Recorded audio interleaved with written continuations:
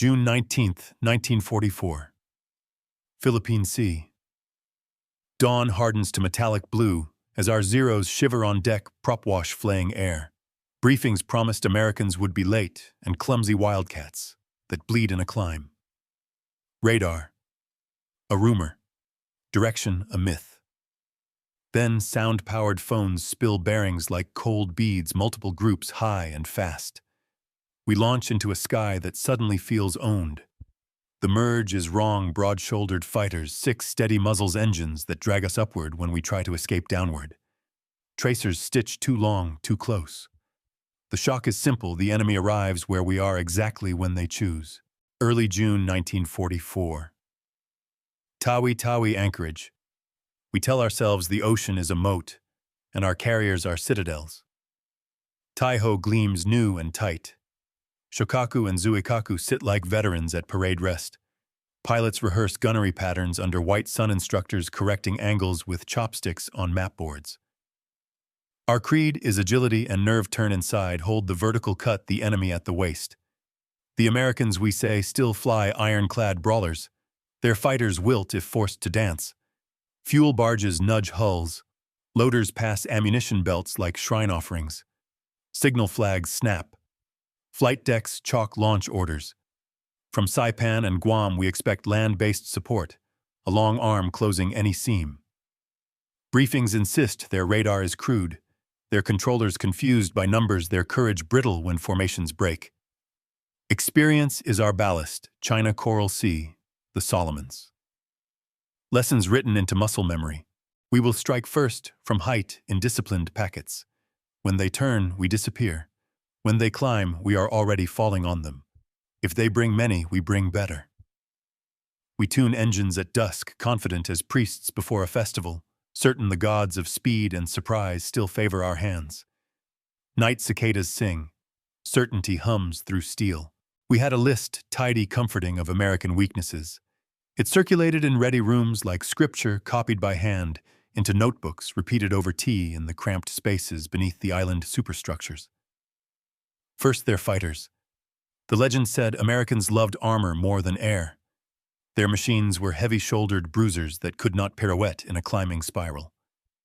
We marked diagrams with neat arrows force a vertical scissors bait, an overshoot snap roll into their blindside. If they dove away, they would not recover fast enough. If they turned with us, they would bleed energy and stall. Their wings carry weight. Ours carry air, one instructor liked to say, tapping the shape of the zero with a knuckle, as if knocking on a shrine. Second, their eyes. Radar was rumored but crude, a coastal lighthouse strapped onto a moving ship. We told ourselves fighter direction would collapse under real numbers, dozens of bogeys, multiple altitudes, weather cuts, squalls that turned screens to static. The American mind, we insisted, was brave but imprecise. In the fog of scale, they would vector late stack wrong, and best of all, trip over their own radio discipline. Once a raid slipped past the first patrol and the second ring of pickets, the carriers would be naked for seconds that mattered. We had trained to turn those seconds into detonations. Third, their pilots. The Solomons taught us that Americans could be reckless and green. They replaced losses fast, which to us meant shallow skill. A veteran's timing is a secret held in tendons and breath, and we believed no factory could print that. Their gunnery at high deflection was decent, we conceded, but their patience in a rolling fight was poor. They would shoot early flare, late yank too hard on the stick, and open a shot for us when the scissors tightened. We practiced the vanishing act, a disciplined quarter roll, and slip that made a pursuer's sight picture evaporate. Against men who fought with the throttle like a hammer, we felt composed, almost serene. Fourth, their decks and their courage. A carrier is a clock. Its hands are launch and recovery cycles. We told ourselves the American clock would jam when pressed on two fronts, high and low, close and far, forcing a choice between protecting the fleet or striking at ours. They will always err on the side of bringing their boys home, said a staff officer with a thin smile, and heads nodded. We had a different creed, accept losses to achieve the decisive bomb in the decisive minute. We imagined their signal officers torn between green deck lights and red, while our dive bombers broke the last mile in the screaming funnel of flak. Fifth, their logistics. Yes, they had oil and ships, but abundance breeds softness. We had made do for years, stitching fabric, husbanding fuel, coaxing life from tired engines. In that hardness we saw moral edge. Americans, we said, fumbled when comfort failed, a wet deck, a blacked-out night recovery, a throttle linkage that needed hands like surgeons in saltwater wind. The ocean respects the disciplined poor more than the careless rich. Finally, their doctrine. We pictured the Americans as a nation of manuals, procedures stacked upon checklists, the sort of rigidity that cracks under novelty. If we varied altitude bands, used decoy elements, timed a late wave against their refueling window, their paperwork would lag reality. We could feel the applause in our chests as we imagined it, a neat, bristling fleet that could not quite keep up with a raid made of angles and deceit. It was a beautiful lattice of assumptions, elegant, symmetrical, satisfying. We mocked what we thought was their center of gravity, mass, without precision, strength, without subtlety, courage without cunning. And because our laughter fit so well with memory, China, the early months, the dances we had won, we trusted it. We didn't ask if the enemy had the one resource that shatters lattices, time spent learning. We didn't ask whether their heaviness might hide horsepower, whether their manuals might be maps through chaos, whether their clumsy fighters might be designed for a different game, one we had never played. We laughed because laughing was easier than updating the truth. Before the storm, there is always the part the histories write thin, the waiting. Not the theatrical kind with flags and horns, but the long electric silence inside steel. We stood in it shoulder to shoulder with fuel fumes and the scratch of clipboards while the sea spoke in knuckles against the hull. The sun climbed and flattened into a white disk. Cloud shadows strode like giants over the water. On flight decks, chocks bit at tires and the yellow shirts gestured with a language older than radios.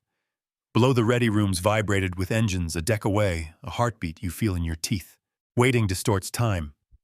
A minute stretches until it thins to a film. An hour snaps back like wire. We checked oxygen lines, then checked them again. We traced the route on maps we could have drawn from memory in the dark. The briefer's words, bearings, angels, vectors hung in the air like chalk dust. The phones whispered contact, maybe, then nothing. A rumor that the enemy had been sighted to the east, stacked on a rumor of tankers behind them. A rumor that they were late, stacked on a rumor that they were early. Silence, then noise, then silence again. You become a barometer for other men's breathing. Deck crews know the difference between a routine launch and the other kind. This was the other kind.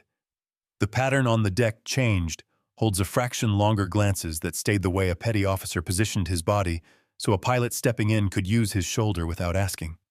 The ordnance men moved with the squinted care of monks. One kissed his thumb and touched a fin as if anointing it. A mechanic closed a cowl with both hands and stood there a second too long, as if listening through aluminum for a prophecy. In the island, the bridge watched a horizon that refused to commit. The sea is expert at false promises, a smudge that could be smoke or weather, a glint that could be canopy or wave crest. Our problem, unspoken, maddening, was this: the enemy might already be measuring us without showing himself. When your doctrine assumes you will find him first, every minute you don't is a subtraction from courage. Patience, someone says, but patience feels like erosion. You begin to imagine an invisible geometry being drawn around you in chalk lines you cannot see. Pilots talk less as the hour approaches. Jokes stop working. Throats dry. You remember the face of an instructor correcting your sight picture with 2 fingers in the air. You remember a story of a veteran who came back with holes in every control surface and a grin that said it was nothing. You wonder whether you've been issued the same sky he flew in or a different one altogether. When the call finally comes, it is almost trivial numbers, in a certain order, nothing like the trumpet one expects before decisive acts. And yet, everything changes. Bodies lean forward. The deck acquires a slope that isn't there. The ship becomes a spring uncoiling. We launch into heat haze and glare, the carriers falling away as if sinking. The ocean simplifies into grid and bearing. Ahead, the air looks empty in that treacherous way, clean blue, harmless. The first contrails are hair-fine scratches, the kind a man could wipe away with a sleeve. But they multiply. They kink. they flex with intent. Radios begin to breathe the clipped diction of controllers, the half-second pauses that mean they're thinking with information we don't have. Something about the tone is wrong. It's not alarm. It's confidence. Not hunting. Herding. And then the silence returns, but closer. It's the silence inside the cockpit, when your eyes work as fast as they can and still lag the picture. New silhouettes where old ones should be. Angles that don't collapse when you lean on them. The waiting is not over. It has merely changed shape. Now we are waiting for a mistake that used to come American sloppiness, a late vector, a clumsy split, and it refuses to arrive. In that refusal, the first fear blooms. Perhaps the enemy has learned a new grammar for this sky, and we haven't. The storm is not a wall ahead. It is a weather that has already begun, fine as dust everywhere at once. Shift the camera east into the nervous system of an armada that believes preparation is a weapon. In fluorescent-lit rooms below the waterline, men bend over plotting boards where the Philippine Sea has been domesticated into chalk-bearing rings, datum points, time fences. The carriers breathe like foundries, elevators rise, bomb carts, clatter safeties, click off the metallic catechism of a deck cycle repeating with an engineer's serenity. Nothing is improvised except the courage. The idea is not a single stroke of genius, but an architecture of them radar antennae, knitting a weather of electrons. Combat information centers where headset men talk in verbs only. Fueling officers who think in miles, not minutes.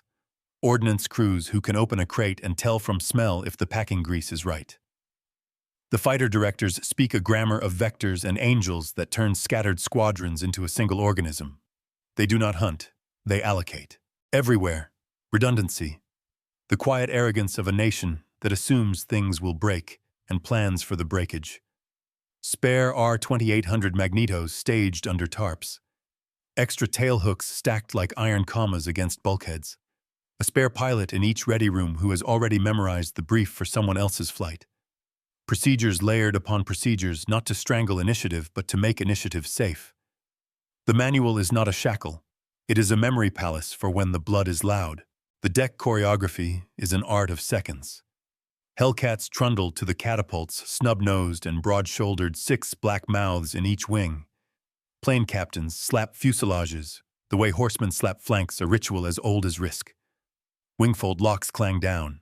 Chalks leap. Signal wands carve obedience from chaos.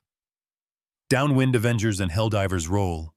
Their bomb bay doors are bare throats that will not close until they have swallowed something expensive. The wind across the deck is a factory line the ocean cannot disrupt. Outside, the carriers, concentric protections destroyers, wearing picket lines like collars. Battleships with 5-inch guns that will scatter the sky into hot confetti if asked. Submarines posted as sentries with orders written in the conditional tense if you find them first. Tankers breathe in the rear like lungs, their hoses the arteries that keep the organism from fainting. When the strike goes long and twilight puts a knife in the horizon, there are destroyers lit like angels waiting to fish the living from the dark. The plan includes mercy. The pilots are not saints. They are men with tired eyes who know what a missed approach looks like on a night deck, and still they strap in. What sets them apart isn't a purity of heart, but an economy of error. They train failure out by rehearsing it: foul deck, bolter, one engine coughing, radio dead, fuel down to a number you don't tell your mother. A nervous system this dense learns fast. Lessons travel from ship to ship faster than rumors, and rumors here move like electricity. The impossible idea is that war at sea, once a theater of duelists and luck, has become solvable by design. Not by a single Wunderwaffe, but by glue and discipline and the unforgiving kindness of mass. When the first contact reports harden from maybes to musts, the machine does not speed up. It simply continues at the rate it was built to sustain. A coordinator drags a grease pencil through a curve and 3 flights alter course. An ordnance man checks a fuse pin and a pilot's grandchildren come to exist. A kid with headphones says, "Turn right 270, and the sky moves as if his hand were underneath it. From the west, the enemy believes we will be late, that we will stack wrong, that our numbers will tangle us. From the east, the answer is a proof. It begins on paper and ends in aluminum and fire 1,000 little promises kept in order until the last one becomes a kill. If genius exists here, it belongs less to the lone inventor than to the chorus. A nation of factories singing in the key of schedule. If there is arrogance, it is the arrogance of planners who dare to think a continent's output can be made to fit on flight decks and function like a single mind. And when the order comes, launch, intercept, recover, relaunch, the organism flexes not grandly, but inevitably, and the sea, so used to swallowing plans, is forced to make room. The attack does not begin with a trumpet, but with a storm of arithmetic. Bearings become headings, headings become lines of metal in air. On the horizon, the fleet's guardians open their mouths. First, 5-inch 38s bark with the bored fury of professionals, time-fused shells lofting into air corridors the enemy must cross. The next layer is closer, meaner, 40mm Bofors yapping in measured quads, 20mm Oerlikons stitching bright cursive across blue. Flak blooms into black chrysanthemums that do not care who wrote poetry first. Every burst is a warning and a dare. Through this canopy, the Hellcats arrive not as individuals but as a schedule. Sections peel, pairs split, and the cape becomes a lattice of predation. Angles, not instincts, decide who lives. A Japanese formation tries the old geometry: turn inside, drop a notch, climb through the sun, and meets a fighter that refuses to lose energy in the places the Zero was trained to steal it. The Hellcat's nose barely wobbles. 650s speak in a single note. The firing window, long and cold, turns seconds into certainty. Tracers reach not for a guess of where you might be, but for the future of where you must be. Below, another ingredient boils the Navy's talent for simultaneity. While the KP butchers approach vectors, deck crews are refueling, rearming, spotting the next deck load, with a patience that looks like defiance. One carrier is a metronome. 7 carriers are a symphony. Launch cycles interleave. Recovery windows kiss the edges of strike departures. The ocean cannot invent enough surprises to break that braid. When a straggler limps home with holes like daylight signal wands carve him a corridor through the returning flock, the machine is kind even when it is cruel. Beyond the fleet, the hammer that shapes the campaign's shore beats in a different rhythm. Battleships and cruisers have already tattooed Saipan's ridges with high-explosive sermons, burning the maps into the ground, for Marines who will write the afterword on foot. This is not their hour yet, but their weight is visible in the air itself, heat haze above pulverized reef smoke columns that read like exclamation points on a horizon sentence. The carriers and the bombardment are not separate stories. They are clauses in one grammar. Air denies the enemy the right to arrive. Guns deny him the right to stand where he arrived. The numbers, when stacked, are impolite. Sorties run in hundreds, not dozens. A raid chews itself to bones at the pickets and still finds steel waiting at the fleet. A second raid slants toward Guam to land and is met by Hellcats, who have been told to the minute when to expect contrails over Orote. Communications are clipped, almost bored. Angels 1-2, Vector 090, bogies, fast. You hear confidence that has forgotten how to shout. If there is a secret, it is not mysticism. It is capacity organized into tempo. And yet, within the hurricane, there are human frames. A gunner who times his Bofors bursts to the breath. A section leader who lets one bomber pass because the geometry says there is a second he cannot yet see. An ordnance man squints at a fuse and tosses it aside. Somewhere an airplane will drop safe. A controller drags a pencil through a turn radius on a perspex board, and a squadron survives a minute no one will ever remember to thank him for. When the wave breaks, and waves do break, even made of metal, pieces of it fall toward the islands in ragged lines. Some try to land. The runway is not an end, but an ambush. Hellcats cut final approaches with professional malice. Others sheer off to sea, low and fast, believing the ocean still hides them. The ocean belongs to radar now. The kill is not an act of rage, it is an appointment kept. And after the last burst fades and the smoke climbs into the upper winds, the fleet does the impolite thing again. It resets. Hoses couple. Bombs roll. Wands rise. The next cycle is already taxiing because the secret sauce was never a secret. It was a promise to do this again in 10 minutes. June 19th, 1944. The clock's hands reach the hour, and the ocean answers with metal. Our first wave goes out in neat geometry sections, elements, altitudes, like a prayer recited perfectly. The second wave forms above the wake line's engines, droning into one note that makes your ribs hum. Somewhere aft, Taiho's deck crew snaps into the rhythm that means recovery and relaunch in the same breath. Orders flow in clean sentences. Bearings are precise. Confidence has a taste, hot oil and salt. Then the first calls burst into the net, too many voices at once cut by static, and the short, violent silence of men who see the thing they feared. Bogies. Many. Angels. The rest drowns in carrier hash. A flight leader overrides with a clipped command. Another voice contradicts him, both certain, both blind. We have trained to fight the enemy. We have not trained to fight a radio that speaks in a crowd.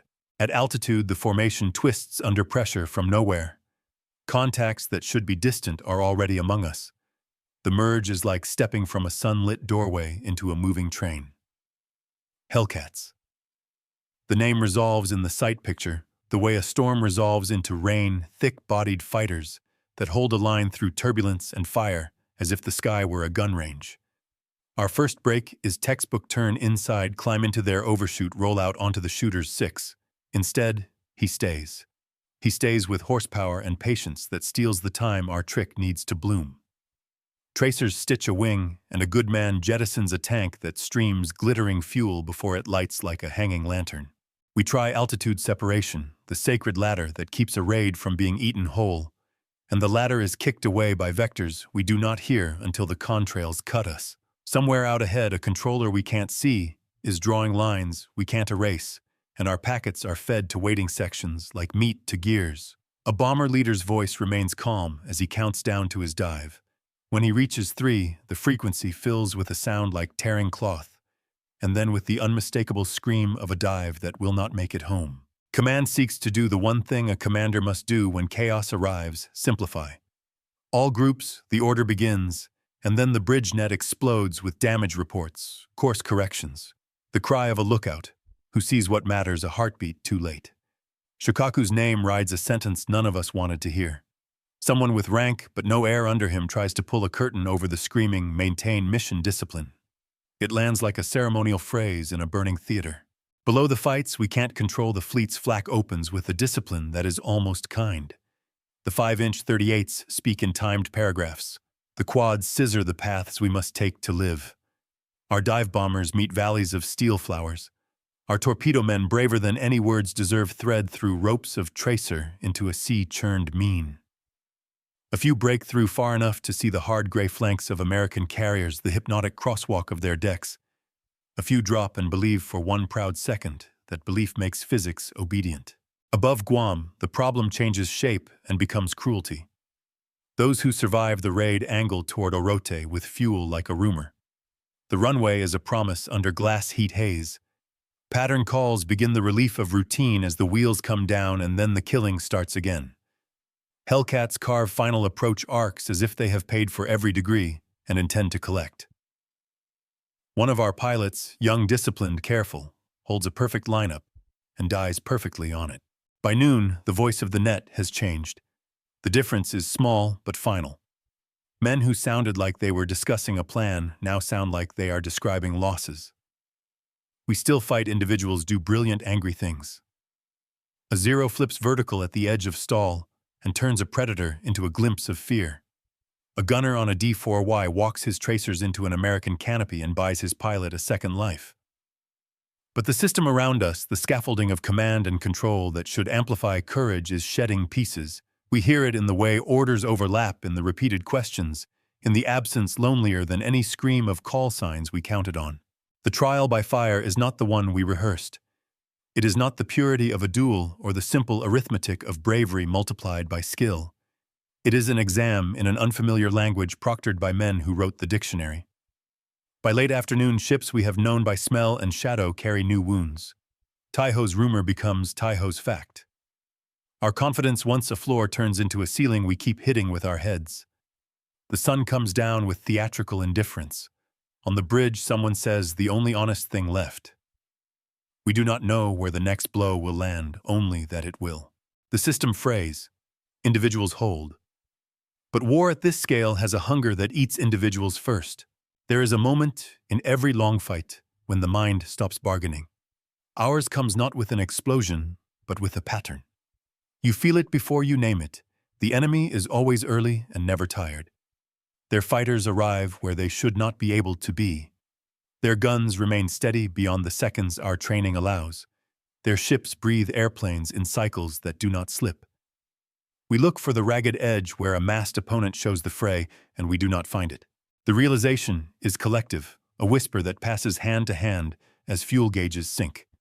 We have been measuring the Americans by courage and skill, commodities we understand. But what pins us to the sky and peels us down into the sea is something else, a machine built to make courage sustainable and skill common. It is not that their best men are better. It is that their average men are enough multiplied by a system that forgives their errors and punishes ours. Where we trained to improvise, they trained to repeat until repetition became inevitability. Look at the counts that nobody wants to say aloud. A raid chewed thin still meets fresh interceptors at Orote, as if new teeth have grown in mid-bite. A deck scabbed with shrapnel recovers aircraft, wipes the blood off its hands, and launches again. A bomber that slips the cap runs into flak that looks random until you notice the geometry bands at altitudes that bracket our doctrine. Every path we know ends in an anticipation laid in place by someone we will never shoot. How do you outfly a pencil stroke made an hour ago in a room you cannot bomb? Men begin to understand in the small moments. A wingman solid brave tries the standard break and finds his pursuer unfazed, as if the American has rehearsed that exact panic and cured it. A section leader dives for the deck to shake a tail and meets another Hellcat coming up called like a taxi. A radio call for vectors is answered, not with hope but with arithmetic we cannot argue with. Turn now. The tone is casual, almost courteous. That is the worst part. Their confidence is unperformed. Back on our decks, the arithmetic that keeps a fleet honest starts sagging. Fuel trucks are late because their drivers are dead. Damage control parties invent miracles with too few hands. Signals multiply because certainty has fled the bridge. We keep saying reform as if will can stitch geometry from loss. We can still sting. A torpedo finds a seam. A bomb claps hard enough to make Americans flinch. But stings do not stop a machine that can rebuild skin between pulses. The pilots, those who have seen the first weeks and the long years, feel a colder truth. Experience used to be armor. Now it is a library that is out of date. We were exquisite knife fighters. We are being asked to fight a factory.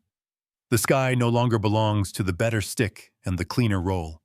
It belongs to whoever owns the schedule and the plot board. You can taste bitterness building in the throat, but bitterness doesn't climb. By evening, the word spreads through mess decks and passageways in the language sailors use when pride is expensive.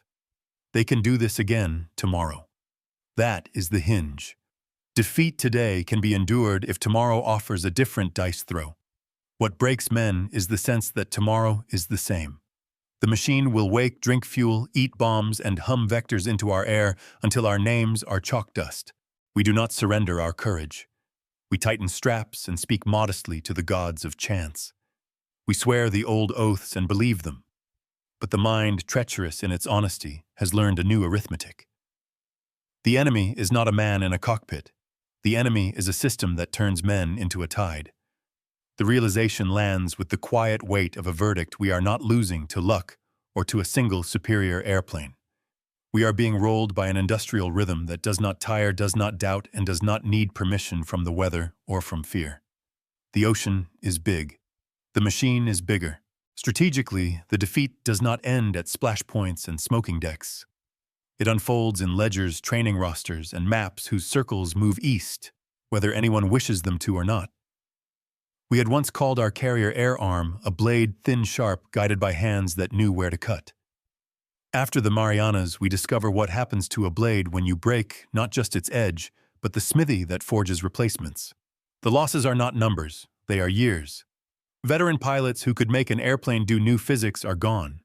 Instructors vanish, and with them the invisible scaffolding that teaches a new man how to live long enough to become old. On paper, we still possess carriers. Steel floats as long as it is not holed below the waterline. But a carrier without air crews is a cathedral without clergy. We can launch sorties in the months that follow, for Mosalete.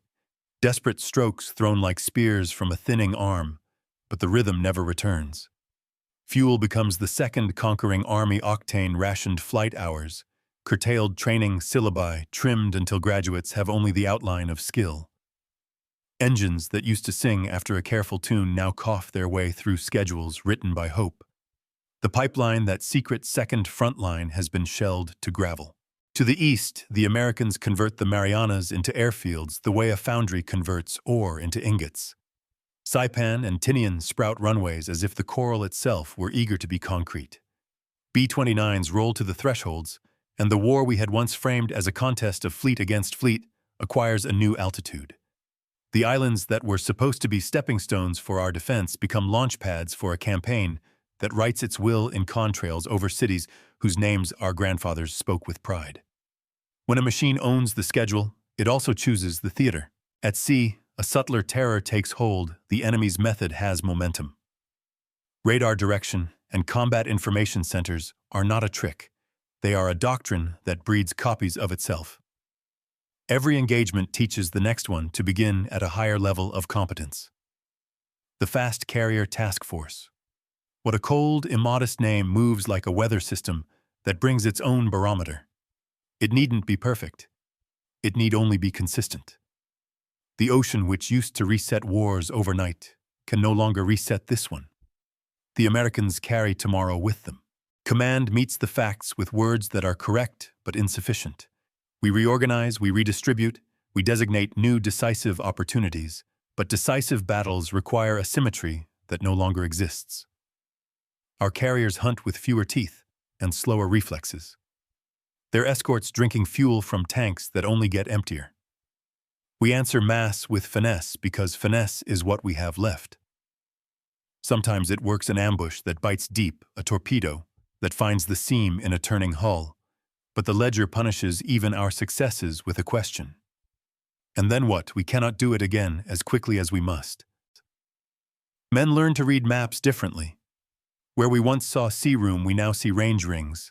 The distance a cap can be sustained, the time a strike can be covered by pickets, the reach of bombers who will not ask our permission to pass. We feel the war constrict a belt tightened by hands on the other side of the horizon. The worst discovery is not that we can lose. It is that the enemy can win in a way that does not require brilliance every day, only pressure. The machine rolls because it was built to roll, and because we helped it by underestimating its weight. We still fly. Courage does not observe the laws of logistics. Pilots strap in with the quiet that follows understanding. They do not expect rescue from miracle. They aim instead for significance. But strategy is a canvas too large for significance to paint alone. The Marianas taught the ocean a new grammar, and in that grammar our sentences grow shorter. When history later names this turn, it will not speak of glory. It will speak of tempo. And tempo, once captured, does not need to argue. In the years after, men write because words are the last instruments they can still pilot. Some of us chose silence. Others kept notebooks like small altars. The sentences vary, but the cadence converges.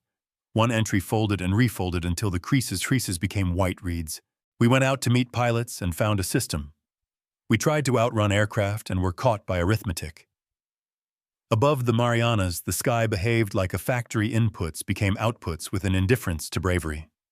Our best men could still win moments, but moments no longer added up. Every error we made was punished by a process. Every error they made was padded by one. We grew tired. The machine did not. Another hand, older, writes less bitterly and more precisely. We trained for duels and were crushed by logistics. The enemy's fighter was good. Their method was decisive. We were not defeated by a single day's courage, theirs or ours, but by a schedule that woke up each morning certain of itself. The line that remains, passed at reunions where the toasts are quieter each year, belongs to a pilot who came home with oil on his boots and more names in his head than medals on his chest. He said it without drama, as if reporting weather.